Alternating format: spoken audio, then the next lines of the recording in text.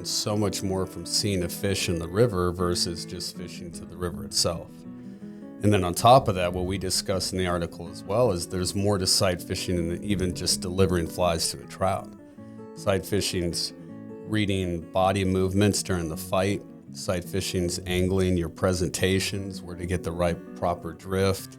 There's so much more that you're visually taking in outside of just seeing the fish and casting to the fish.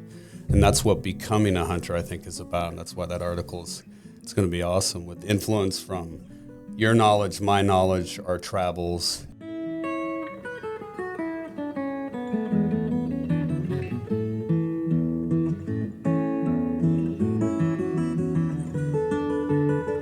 Loop to Loop is sponsored by Patagonia, high-performing outerwear made responsibly for our planet.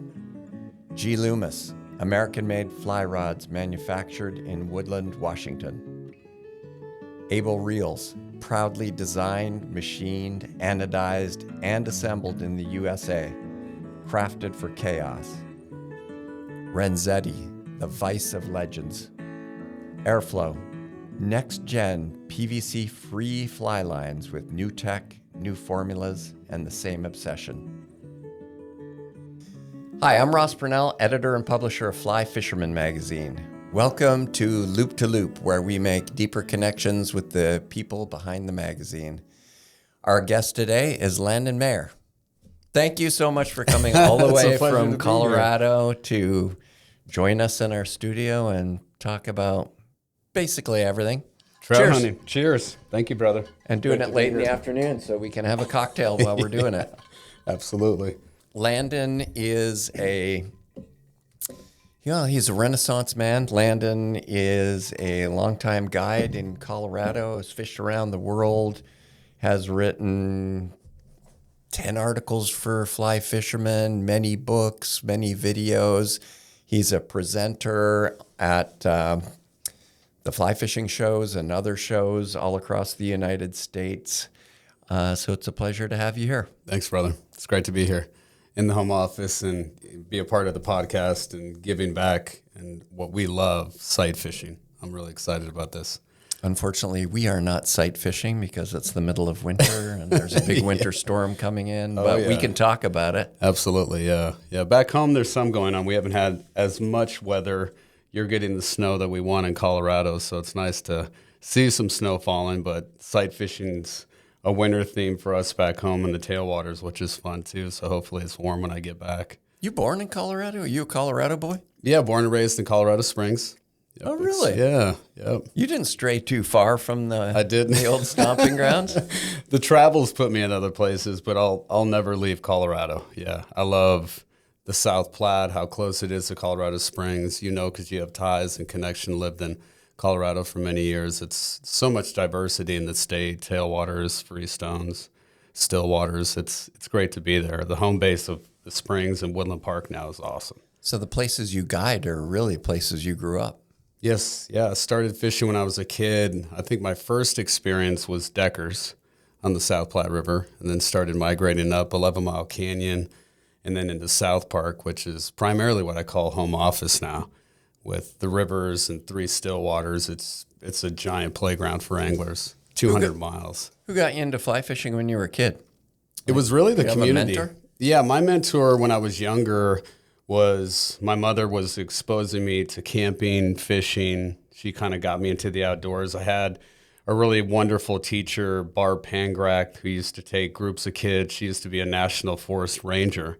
She'd take us up and go hiking and camping, so we'd have groups that would get together in the summer. And then after that, was exposed to the Angler's Covey. My first fly tying class when I was 13, I went in, and Gary Alameda, I'll never forget it because everybody celebrated with a toast of a beer. I toasted a soda. And then years later, Gary works now at Bass Pro Shop, so I see him, and that's the his remark every time I go in. He's like, "How's that soda tasted?" So it's nice to toast a beer with him. But it was really, I think the community of fly fishers in Colorado is what I'm really drawn to, and they taught me a lot, including giving back, how important it is to keep the sport thriving and strong, and just to remain a student, which was really nice at a young age. So it was a great community. Shout out to Anglers Covey. Anglers Covey, and then also shout out to the Peak Fly Shop. After I learned to tie, when I started guiding, it was Colorado Fishing Adventures at the Broadmoor when I was 18 years old. And then the Peak Fly Shop, Brad and Sherry Tomlinson and Bill brought me in when I was 19 to start doing guide trips. And it's the foundation, my mentorship for sure, though, is 100% John Barr. I think John Barr helped me get into the industry. And in addition to John, Ed Engel was a really big influence on the South Platte River. So it was nice to be around these awesome individuals, great tires, great riders, great anglers, and then meeting you guys and giving me opportunities too. So it's a big family. I think that the biggest thing that people need to understand when they see somebody that's in the sport, that's doing things and giving back, it's the open doors from you and others and the collection of everybody working together. You know, the only ego is the brown trout you're trying to fool. So I think that's I think the first time I met you, it was through John Barr. It was with John Barr, it right? was. Isn't that the first time we fished together on the Yampa River? Yeah, we did the Yampa, and then the following year we came up and fished 21 Mile Creek. We did it here locally with you guys. So we did Colorado. Oh, yeah. Holy smokes. I forgot John Barr was on that. Yeah, remember he was feeding steelhead pink copper johns. Yeah. That was a lot of fun. So yeah, it was the doors opened and being able to fish with you guys. And one thing I respected the most about you, Ross, is that the magazine was interested where Jay came out to fish 11 Mile Canyon with me. You did the same. So when you guys do stories and you meet the writers and you're setting up the article, you actually go out and fish. I mean, you're one of the most well-traveled anglers right there with Jeff Currier that I've ever met. So I appreciate that you guys do that. Thank you. Yeah. We want to write about things we're interested in. Yeah. We think if I'm interested, other people might be. I mean, that's the first gauge. It's huge. Yeah. It keeps you connected and your fishy community. A lot of the anglers that I meet or companies I work with in the industry are all fishy individuals. So that connection's there. It's not just in the pages or the product. It's being tested. It's being written about. It's being pursued. So that's why sight fishing with you and we have a huge connection there because it's amazing. It's fun. It's good stuff. It's addicting. How's John Barr doing? JB's good. Have you talked? Yes, yeah, okay, he's I haven't good. talked to him in a few years. Yeah, we connected a couple weeks ago. He still fishes. He's into a lot of photography and birding. Hunting odes with the lens and birds. Yeah, every time with the I lens. talk to him, it's about birding. Yeah, birding's a big one. We'd always go fish Antero, and he'd bring up that giant 400 millimeter lens, and like rested on my shoulder. It sounded like a machine gun, and he's trying to follow the birds at Antero. Birding's cool, man. It is cool. It really is. Like if you don't understand birding, you think it's weird, but it's in depth. It's so much like fly fishing. It's really like a crazy, awesome excuse to get you outside and go to really cool places and just like watch things and be a part of nature. I totally get it. Yeah, the passion's there. It's just as strong as angling. So the fact that he has both. And the coolest thing about John Barr, too, is growing up and seeing his fly, meeting him at the show, and then growing a friendship from there. I mean, literally the man opened up his fly box, and he has designed flies to fish for all species, and most of those flies are his bugs. It's really cool. So that's what influenced me to pursue different tasks and fly fishing, of course, the techniques and strategies, but the fly development too. All of that came from John because he's using the flies daily or for situations or species like I've never seen before. It was really cool to witness. I just got back from a trip to Chile in Patagonia, and it was funny on that trip. Every time I opened up my fly boxes, because the guides want to see, every time, boom, Copper John. They're amazing. They're all over it. Yeah, they love that. They couldn't keep the hands off of the Copper Johns. Absolutely. Well, I mean, it's a great design. It's a classic design, and I think it's also organic. I've never seen another fly like it, which was really cool to know that he came up with that for suspension tool with weight, hopper, copper, dropper technique, nymphs, and as you saw, swinging independently for steelhead. Yeah. Yeah, it's always fun. So it was good stuff, man. Getting back to Anglers Covey, I think it's amazing that they were part of like getting you into fly fishing because like these fly shops are responsible for creating all the new Oh, fly fishers, really. 100%. I mean, if they weren't there for you, then there would be no you as a fisherman, basically. Absolutely. So, like, you know, I know a lot of people bitch about people getting on their rivers and stuff like that, but really, you need the new anglers to be the next Trout Unlimited members, to you know, to force the government to enforce Clean Water Act, or to put regulations on the streams. And like, if we don't have fishermen out there on the streams, they're just going to be toast, basically. 100%. You need people. You do. And it's, you know, when you give back, if you teach somebody to become a better angler, when they start fishing and pursuing fish, they're not spooking as many fish. They're using some of the techniques that you would apply.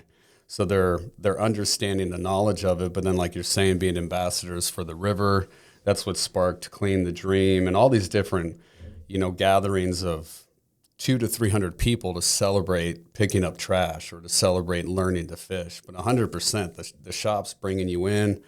There's good information there. It's kind of like a home base, you know. You can hang out, learn what you need to learn, get into fly tying, get into rod building, everything that comes with it. But the shops are so responsible, and good shops, I think, are the ones that are willing to give the information, you know, willing to get the information to the new angler, and then they come back and they trust the shop, and then in turn they can trust you as a guide. It really is just that snowball effect and positivity. It's cool. After a successful day of fishing, there's no better way to celebrate than to kick back, smoke a cigar, pour a whiskey, and swap fishing stories with your buddies. It turns an average fishing trip into something special.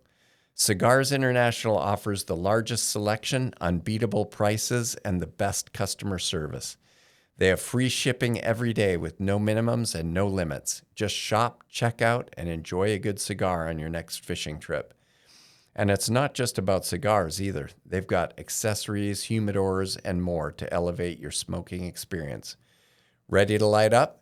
Get 20% off your order plus free shipping using our code FLYFISH at checkout, or visit cigarsinternational.com/flyfish, and the discount will automatically apply. For people that don't know about it, can you talk about the cleanup project and how long it's been around and stuff? Because I think that's one of the most amazing things you do every year. Yeah. Just to like give back to the community, and it's a good example of like what we give back to the rivers. Absolutely, yeah. It's surprising. So this was our 10-year anniversary, which I can't believe it. It's like 10 years will fly by real quick on you. We had, I think, just over 300 volunteers. We're now getting every year up to 2,400 pounds of trash, metal, and rubber. And it's insane that this year we had 75 kids. We have over 100 families. And it started out with a friend of mine, Brandon Kramer. He just came up one day and said, Landon, we've got a bunch of trash up on the Dream Stream. What do you think about a cleanup? He said, you know, I guide with you. You're involved in the industry. Maybe we can get some sponsors to chip in. So it started 12, which is now the core Dream Team. And thanks to you and everybody else who sponsors every year, and we give this mega raffle giveaway at the end, it's grown to now over 300 anglers and 2,400 pounds, give or take, every year that we clean up. And now we're actually cleaning all of South Park, if you can believe that. So we have soldiers go out from the Dream Stream, and we do Antero, Spinney, 11-Mile Reservoir, and it's hosted every August. And at the end, we have a big barbecue. We have a giant raffle giveaway thanks to Yeti and Scientific Anglers and all the other great companies that donate to this every year. And the other person to give a big shout out to is Lucas Farnham, who owns the Black Bear Diner restaurant, and he's the one that funds our event. So he actually puts forth the money for trash bags, for renting space, porta potties, but it's become this awesome gathering, man. It's my favorite day of the year as an angler on the water is doing the cleanup. It's pretty cool. That's what happens when people start fly fishing. Yeah. Isn't that amazing? It is. Though It's really, amazing. the genesis, you just Totally. picked it up, your teacher had an influence on you in school, the fly shop helped you around, next thing you know, 10,000 pounds of trash are out of the river. Removed.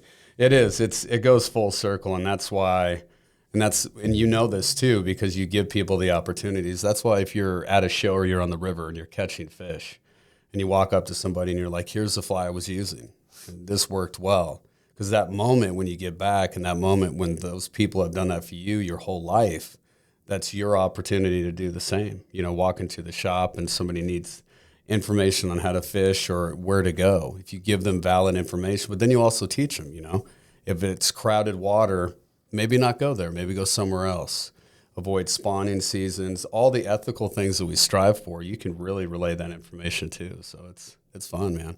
Good chance to teach ethics and etiquette. Absolutely. And stuff like that. And speaking of etiquette, almost everybody I run onto the stream is like fly fishermen are very good. Like I'm always happy to run into people on the stream. It's never a problem. Yeah, I agree. Out here. I agree.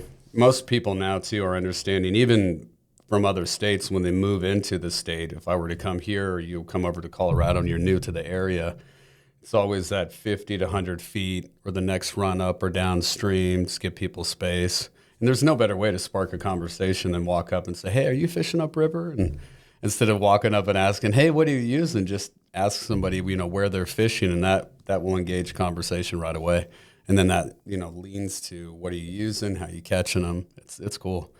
I agree, though. It's the ethics are there, understanding space, and everybody's out to enjoy the same thing. After COVID, we were all forced to do it. We had no choice. Yeah. So it's nice that it's positive and not the rush to get out there all the time.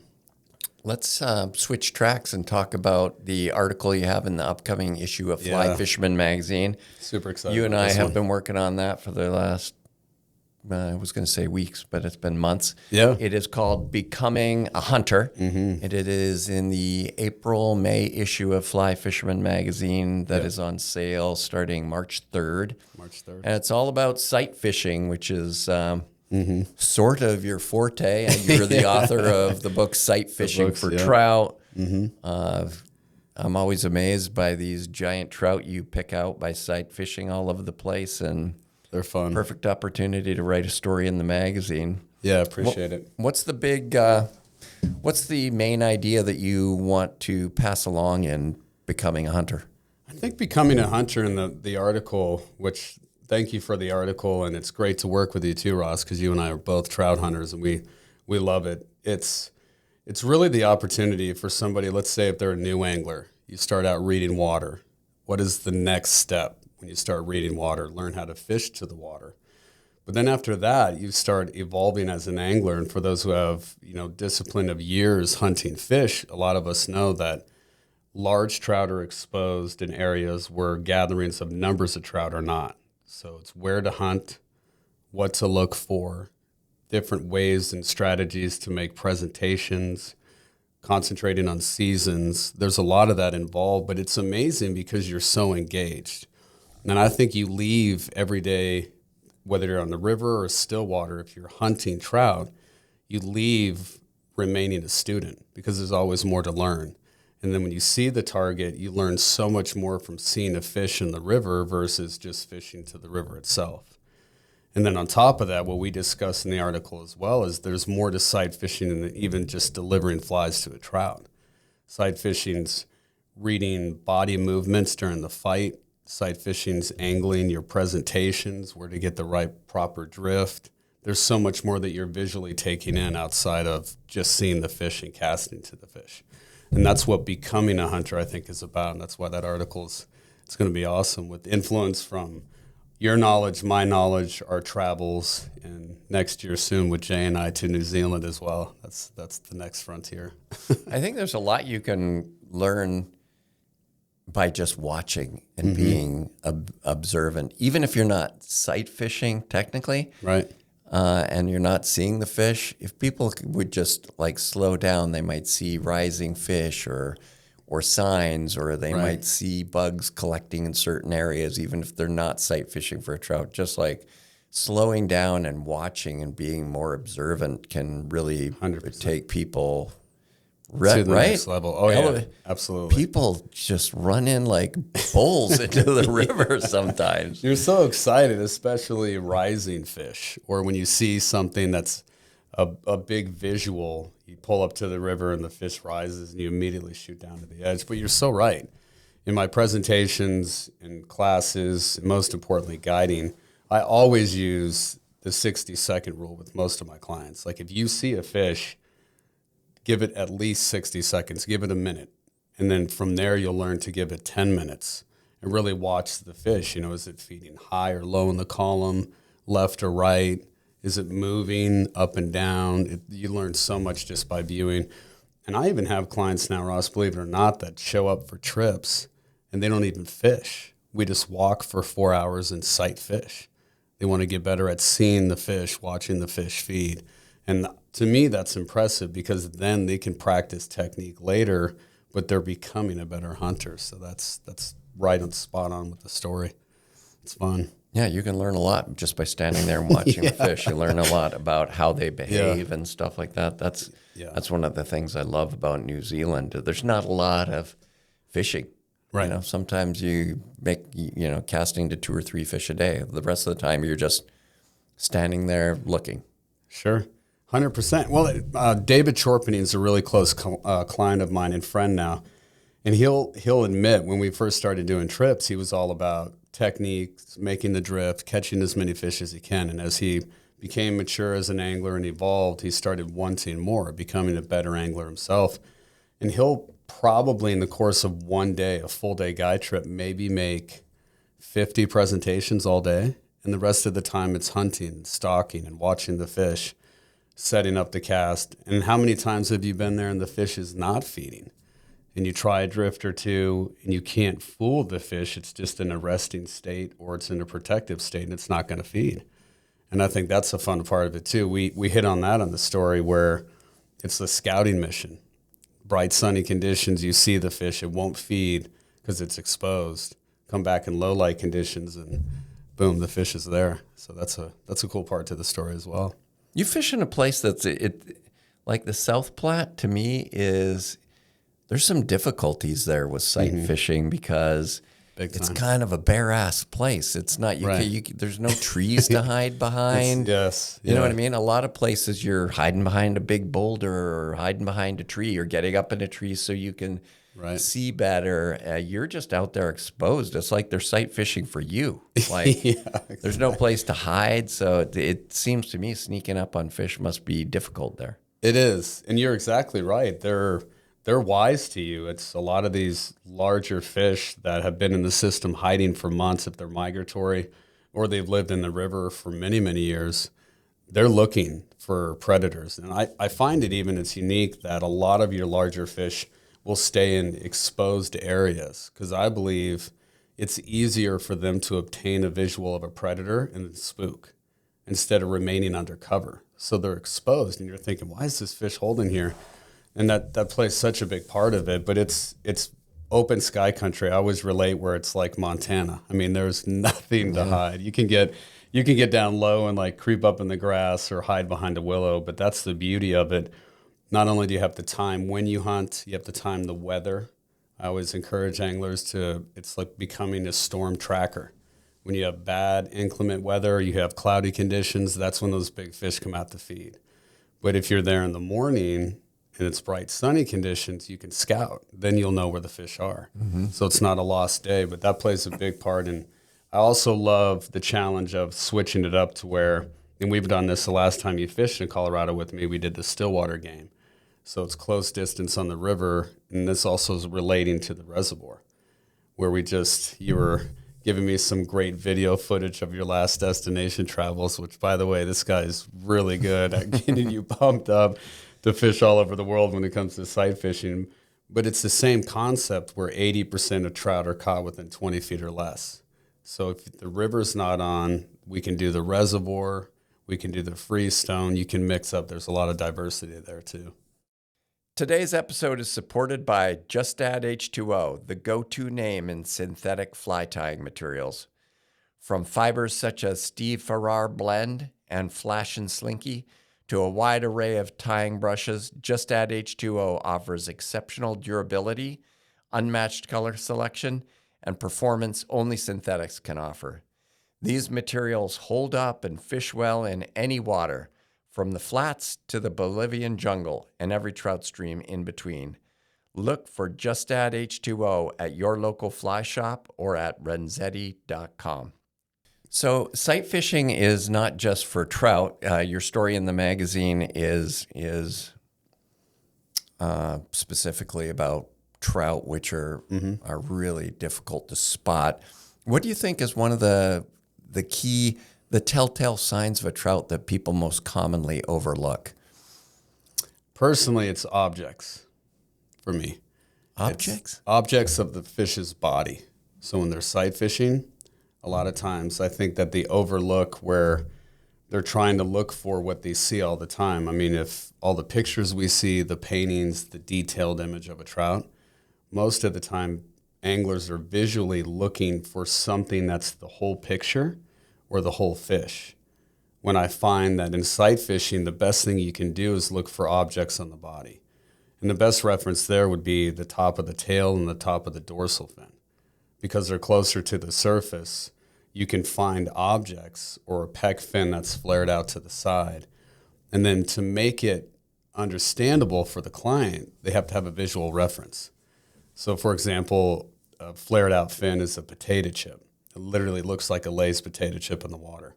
So if the client hears that, they understand what a potato chip looks like and they start sight fishing for the fin. And then the top of the tail, it's like the three-dimensional image you look at on the wall, you stare at it, and eventually it bleeds through. You see the whole picture.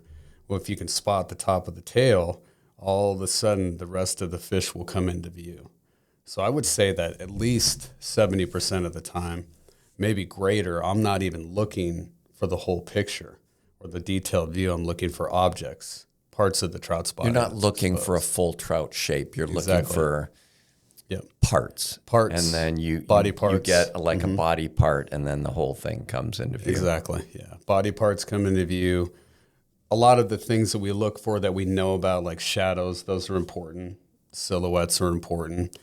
But when you're dealing with dirty water and low light, you don't always get the shadow either. So that's why that plays a huge part in just allowing that visual reference. The visual reference for my clients is so important because the way I teach in casting, presentation, sight fishing, if they can't see it or they can't detect it, you could be there for hours and they still may not see the fish. Mm-hmm. And oftentimes when they're uncomfortable, they're like, oh yeah, I see it, because they just want to get the cast. They're like, I'm over this. I think that the shadows are the easiest thing to see for me. Too. Like, well, case in point, shadows do give you the whole sort of trout shape. They do. Mm-hmm. And when that sun's throwing a shadow, that's pretty easy to see if they can't see that. Yeah, exactly. It's those other things, like when it's kind of gray and you can't see the shadow, and they're so camouflaged. It's ridiculous. Yeah, and I won't give it all away because it'll be exciting for anglers to open up the pages and see Becoming a Hunter. But we talk a lot about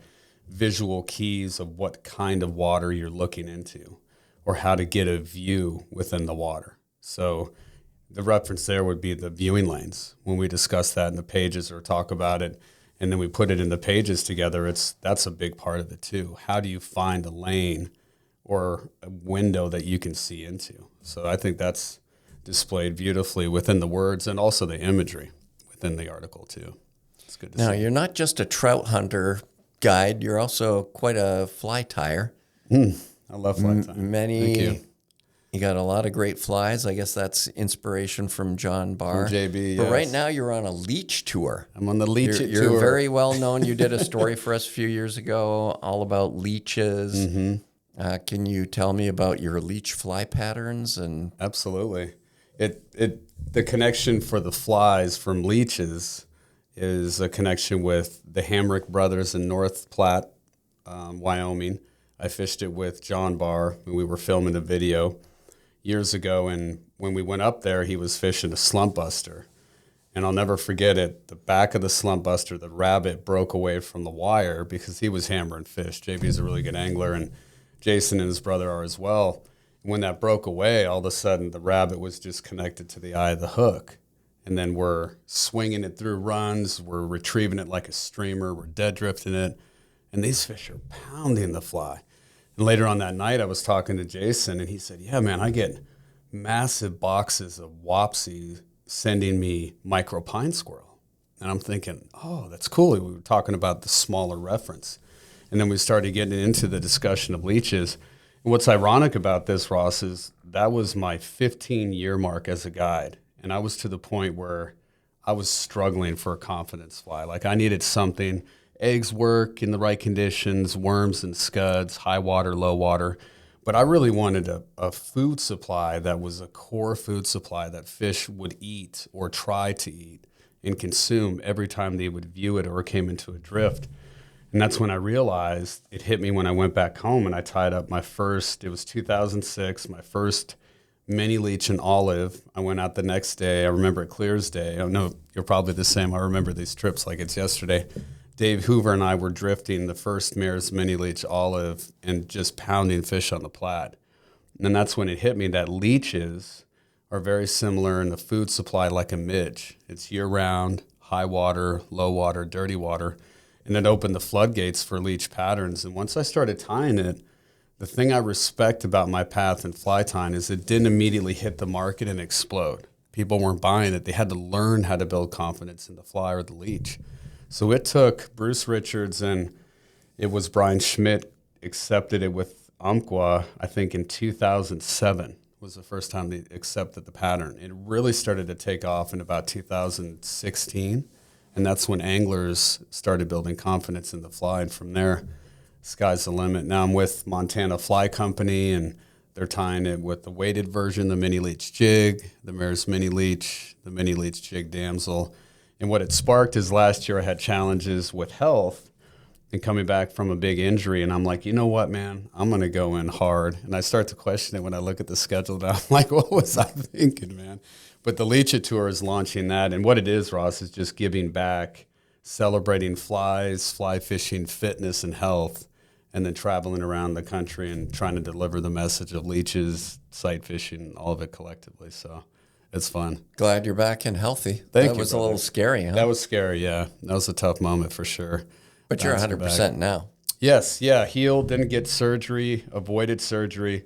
Rehabilitation took a long time, but I've always been a huge fan of fitness, and I love being healthy off the water and being healthy on the water. So it helped out in a big way. But the celebration afterwards is, again, like we mentioned before, giving back. It's really a nice way to do that. So the Leech Tour, can you give me a brief overview? You're doing like all the fly fishing shows? Yes, all the fly fishing shows. I'll be doing other separate shows, the Boise, Idaho show, and I've got some of the consortium tour in California. I'll be in Nebraska, Washington, and I'll be doing posts and newsletters about it weekly, but you can see the list from the post of the Leech Tour, and it started at the last show in Boston or Marlboro, and then I'll be at all 7 or 6 fly fishing shows this year, other separate clubs, and I think I run a total of 18 locations in 2026. So if people want to find out about the Leech Tour, like find out where they can connect with you. Yes. Go to the your website. Instagram or Instagram, what? Facebook, or my website. So it's at Landon Mayer Fly Fishing for all 3. Okay. And I'll be doing weekly posts. Find out how they can see you at a show and learn how to tie the flies or see presentations on leeches and stuff. Absolutely. I think people, when you're out fishing in a river, you don't really see that many leeches. No. But I think people are mistaken if they think there's not that many in there. Like I remember one of the moments, like in the early 1990s, I caught a brown trout on a black woolly bugger, like a leech, basically, not a micro one like you make, but a big one. Mm-hmm. And that trout was like a 22-inch trout, and it regurgitated a fistful of leeches, and they were all hanging out of its mouth like Medusa. Yeah. Seriously. That's exactly what it looks like. It must have had like a full measuring cup, like 1 cup of leeches. It's amazing. It threw up. That's how many there are, and that's how they were, yes. They're targeting them. They go nuts. You're exactly right, Ross. They go absolutely crazy for leeches. Even to the point where I would fish some of the best anglers and friends of ours, of course, Blaine and Blaine Chocolate and his streamers, Tommy Lynch, Kelly Gallup, Charlie Craven. A lot of great streamer designs that I still use, John Barr. I have them in my box. What I'm finding is the beauty of the leech, not only like you're saying, do they consume mass quantities, but you can also fish a leech and the trout or the species of fish can remain in its comfort zone, undercover. You're not forcing it to swim after a bait fish imitation. the one thing that's key with leeches is the trout knows it's a non-escaping food supply. So even if it swims and moves, it's not like a bait fish darting away. They're going to try to consume it. And just like a midge, it's year round. So it's not, during certain seasons. But I've seen leeches too on the Spinney Reservoir of the South Platte, and then traveling even to South America that were 4 or 5 inches long, and those things haul ass. Yeah, big giant ones. Yeah. I think fishing a leech pattern has a lot of advantage. Also, the trout mistake it. Like, they're looking. Sometimes they think it's a stonefly, I'm sure. Totally. Or something. Bait fish, yeah, absolutely. It's not just a leech. No, it's so versatile. And then the guide fly code that I live by, and the guide fly book that I did with Jay, and the article I did with you as well on guide flies, a guide fly for me needs 3 key components. It has to be realistic, it has to be durable, but it also has to be versatile. And I think you're hitting on that key point. Versatility, where it can mimic and match numerous food supplies. Crayfish, bait fish, nymphs. It can act like a stonefly. It could act like a scud. There's so many things. Or even how about the San Juan River, where trout eat clumps of vegetation, like a Chipotle burrito, and they're packed with food. I mean, it's insane. You can match vegetation clumps with a leech better than you can any other pattern. So sky's the limit. For sure they do that. Sometimes they'll just eat the whole piece of vegetation. Sometimes they'll shake it and then go around and get the food that comes out of it. Exactly. The first time I saw that blew my mind. You have a video series of fly tying masterclass? Is that what it's called? Fly tying masterclass? Yeah, Fly Tyers Masterclass. Fly Tyers Masterclass. Yep. Is tying the leech patterns in there? Absolutely, yes. Yeah. And what else? What else is in that Fly Tyers Masterclass? I believe we have 15 of my patterns, signature flies, which include all the leeches, the nymphs, the dry flies. I shot it with our good friend Jay Nichols and Headwaters Media Group. And we did this 2 years ago, and we set it up to where it was interactive, being that you get the step-by-step of the tie, the materials. And the cool thing about talking through the materials is what we're doing here, where it's the reason for micro pine squirrel or ostrich, different ways that these things move, the leeches move in the water. And that's available online. And that was a fun project because I'd waited for quite some time because I wanted to make sure, even though a guide fly is simplistic, it really does pay attention to detail, what brand of product you're using, where the material is placed on the hook, how you tie it in. And Jay did a fabulous job. So that's available, Fly Tyers Masterclass, through Vimeo. And that one's on guide flies. So you can order that online. It's 60 minutes in length. But I've enjoyed over the years when I was younger at the Covey learning how to tie and then working with the Peak Fly Shop. I really appreciated when people, Lefty and all these other greats, would walk through the flies. It was almost like a storyboard where you could understand why they use this material. They tell a story about it. You feel connected, almost like you were fishing with them at one point. You feel like fly tying is making like a renaissance or a comeback, or I think so. It's growing right now? I do. I really do. It seems like a lot of the really good fly shops out there really have big fly tying departments, a big part of their business, and it didn't used to be. It seems like more people are tying flies. There's more tying materials out there. Absolutely. When I started fly tying, it was hard to drum up stuff, to get the stuff. You're like, go get the squirrel that just got ran over. But now some of these good fly shops are really stocked up on a lot of stuff. Huge. Yeah, I believe, tell me if you agree with this, I think it's after COVID. So when COVID hit and people wanted to buy flies, they were forced to have to tie because there wasn't product available. Remember, the shops were shut down. People ran out of flies, yeah. Exactly. So then if your neighbor across the street was tying flies and the whole neighborhood had no idea how to get bugs, all of a sudden they were having beers or hanging out because we had nothing but time once we felt safe around others, or even doing the Zoom, how popular Zoom calls were. I think that sparked it. But I agree with you. There's more materials in fly shops than you can even buy online. And that's my secret. Because of Colorado shops, we have quite a few fly shops. And the South Platte, I think the basin with the Peak Fly Shop and the Angler's Covey. For example, the Peak Fly Shop's fly tying material selection and the Angler's Covey, both, you could be in there for I would say, at least a week and probably not see everything. It's incredible. And then Charlie Craven's shop in Denver, the Blue Quill. We have so many shops to supply product, but it is fly tying, I believe, is coming back. And I think it's not just the new angler. I think a lot of anglers are realizing how expensive flies are getting because of tariff stuff. I believe all of that's coming into play, but it's really nice to see people crank their flies. As a guide, I love it when they show up and they got their box ready to go. You know, critique the box or let's see what the fish thinks. So it's fun.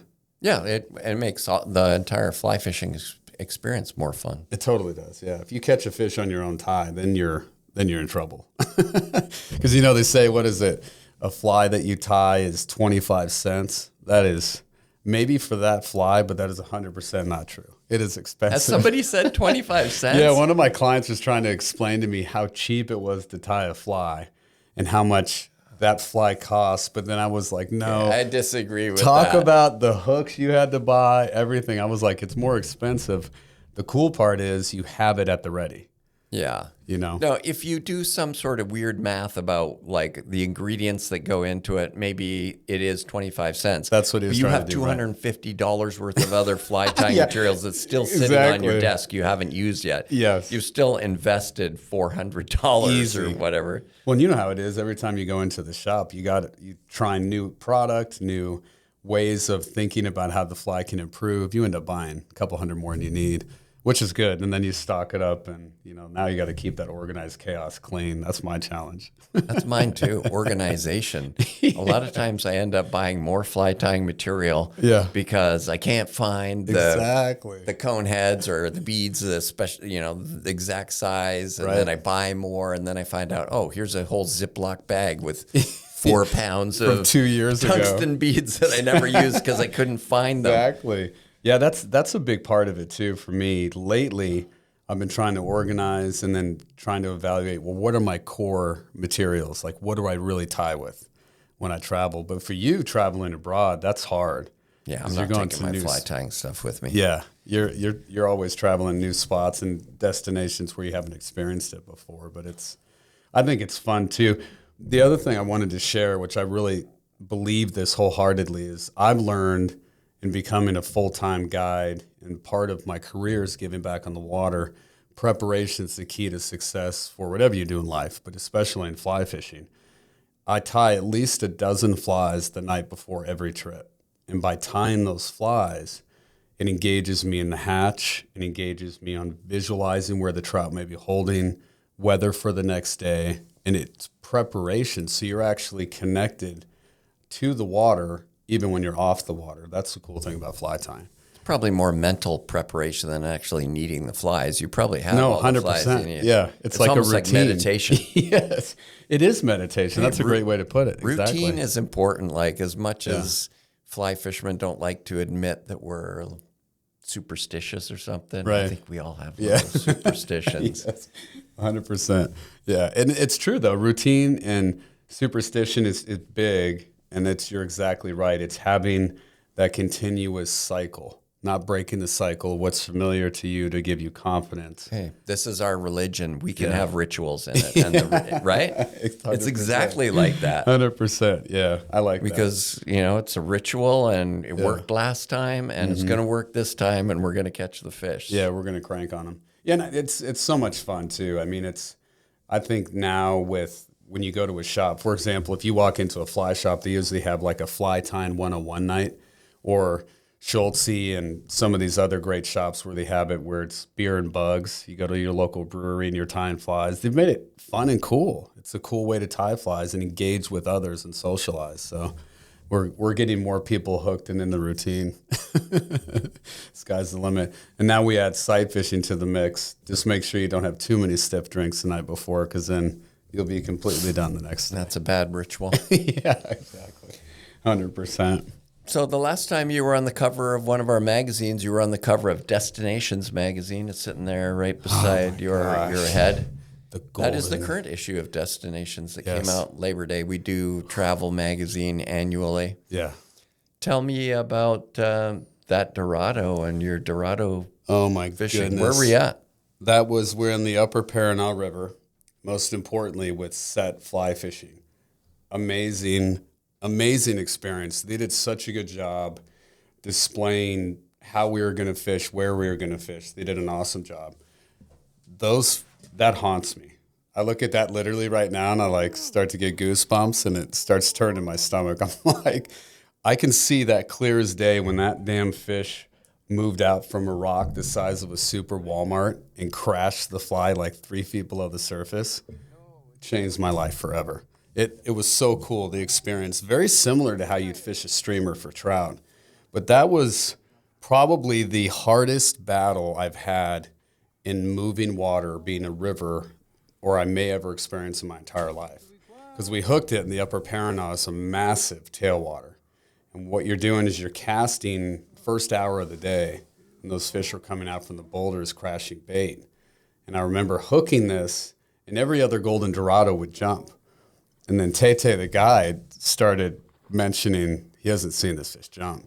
And then I could see the look come over his face where he was like, oh shit, it's a pig. Because the big ones don't jump. So this thing sounded down, and my good friend, Fred Miller, others know him as Dr. Miller, he's wonderful. He was on the boat, and he filmed the thing the whole time during the fight, but it never jumped. The fish comes up to the surface, and I think that one was over 50 pounds. That river, they get them over 75 pounds conventional record. It blew my mind. What time of year were you there? We were there in March, and then I've also been there in October. I'm going back. I'm hosting a trip this year and want to do March again next year. But it's both seasons, and what's unique about it is because there's so much food supply and vastness of the water, it's so wide, they can adapt and adjust the high and low flows because we've seen them both. They have a mega flood there right now. Mega, yeah, I saw that. Like they're underwater last week. Yeah, and we were at the lodge one Like day. all of northern Argentina is underwater. And that's the scary part. When we were there and there was flood warnings, it floods. There's no joke. Like that water comes up and everybody evacuates. You got to get out. But it changed my life, Ross. Like I started getting into destination travel. I guided in Alaska. I love travel, but that right there, as far as confidence, but also putting to test the 8.5 foot 8 weight with Winston, the shorter stick, and having the butt section power, that boron graphite blend to lift that thing up was, oh my God. Yeah. I want to go back tomorrow. They're fun, as you know. That's an amazing species right there. So it was a little shorter rod for the boat, huh? Mm-hmm. Shorter rod. That's all boat fishing there, right? No, they have some spots where you can get out so you can walk wade, and we were doing that on Jatu, which is one of their estuaries. What's amazing about that is that they had these little side channels breaking off, and we were watching golden Dorado tail like bonefish. So it's like fishing a little river system. So you can actually walk wade some spots. They have flat style, streamer style fishing. But I really enjoyed how similar it was to trout fishing. And I relate that to my clients, guests that are coming with me. I'm like, you're going to learn something about this fish that you can take back to trout, whether it be presentation, battle, just like I did when I was younger for tarpon. That's where I believe in my 20s I learned how to effectively fight fish, leverage on tarpon, because you learn how to apply power and win. So that really just brought it up. But yeah, what a great experience, man. And the light, it was almost magical. Well, it was magical. Magical experience. Yeah, you don't get a fish that's that color that matches the sunset too often. It was amazing. I remember when I sent that to you, it just, the backdrop alone, it's like, look at the light through the tail. It's just beautiful fish. I appreciate you putting it on there too and being a part of that trip. That was fun. It was cool. Yeah. So you've got a son and a daughter. Your daughter's in university, but your son seems to be showing an interest in fly fishing, a strong interest. Yes. Not that your daughter isn't. Sure. She's busy at university. Mm-hmm. Yeah, he's really started to dive in. They actually both, it was a proud father moment last year. They started doing guide trips with me, college students saving money from Madeline. And she enjoys it too. I used to do Maddie Daddy days. I'd take her out of school, skip school, and go fish and fall in the river and have all the fun. But my son has really shown an interest to that, and also the videography side of things. So we're going to do some fun, short films together. We're going to do some video tips. We've already started filming. If you have a chance in Denver at the fly fishing show, he'll be doing ticket sales at the counter, so you can come meet River in person. He's saving money for one of the camera bodies, which we're using the film hill today. He's like, oh man, I can make how much in 3 days? So he's going to go work the ticket booth. But he's been wonderful, and it's nice to get out because they were exposed to public speaking in those experiences when I was younger. It's nice to get out there and actually do it with him on the water. So he wants to be the camera guy, huh? Yeah, he got into it. He's doing at school. He's doing short stories. He's doing video work with teachers. He's working on computers. So he's really become savvy in that side of it, which is great. He even started talking about offering. I thought this was a good idea to film guide trips and then offer that as a package to the client. So it'll be cool. Oh, wow. So you get a little movie of your guided day. Isn't that fishing. a good idea? Yeah. I was like, hey, man, that's great. So the key for me, and you know this as a father, and you're a great father as well, Ross, it's being able to lead by example, but also I'm learning this for your children to follow their passion, whatever it is. And if it's on the river, we have river time, which is fun. And I don't want to push it on them because if they find another route, Maddie's in school, River's doing the fishing side of it. That plays a huge part. I think it's following your passion, having the confidence to get better, that side of it. And at 15, man, I couldn't be more proud. But I'm also encouraging, with comes success, so you also have to deal with failure. You have to deal with the whole side of it. So if you don't get the shot, something doesn't happen, how can you get it next time? So it's fun, man. Yeah, combining videography with fly fishing is very tricky, believe me. Yeah, that's why. It's hard enough just to catch the fish. Yeah, but we just to try to get it on camera is exactly 100 levels higher. I mean, that's the thing. I personally, tell me if you agree with this, I think it's one of the hardest activity or sports to capture because it's not as if the person's doing the act, it's the fish and you have no idea what's going to happen. And you have to try to capture all of that moment. So yeah, and a lot of times you can't see what the fish is doing and stuff like that. But exactly. Yeah, it's gone to a new level now with what you just showed me. That was some pretty awesome footage. So be ready for this guy's project coming up too. There's some cool stuff. So what's up this weekend? This weekend, you're here in Pennsylvania, but you're yes. You're headed to New Jersey to the Edison Fly Fishing Show. Yes. What's going to happen this weekend? This weekend, I'll be doing leech lessons. So I'll be tying leeches in the theater. I'll be doing casting demonstrations on the pond. And then I'll be doing presentations on seasons to fish, sight fishing, a little bit about information that relates directly with the article and becoming a hunter. And then also classrooms. They have a really cool setup for classrooms. For future reference, if anybody who has a chance to do it, I wish I had this opportunity when I was younger. 2.5 hours, classroom setting, up to 8 students, that one-on-one with the instructor, somebody you want to learn from. And also the snowstorm that never hit Colorado this year. It's coming in, and you guys have it now. So we're going to be, I think you said it's going to be ugly. I think it could be a whole new movie of Landon Mayer trapped in New Jersey. Trapped in the snowstorm with good tequila and spirits. Should be fun. We'll have a good time. Yeah, I'm looking forward to it. Well, thanks for coming into the studio and joining us in our humble abode. We love having guests, and I really appreciate you making the effort to come all this way. Yeah. You flew here from Denver. I picked you up at the airport, and you came here boom, just to do our humble podcast. Yeah, so absolutely. I appreciate the effort. It's awesome. Thank you, brother. And always good to see you. Means the world. Yeah, great to see you, and I appreciate the effort you guys have done in giving back and making it possible for me to be here to talk about this stuff. So thank you as well. Appreciate you guys, man.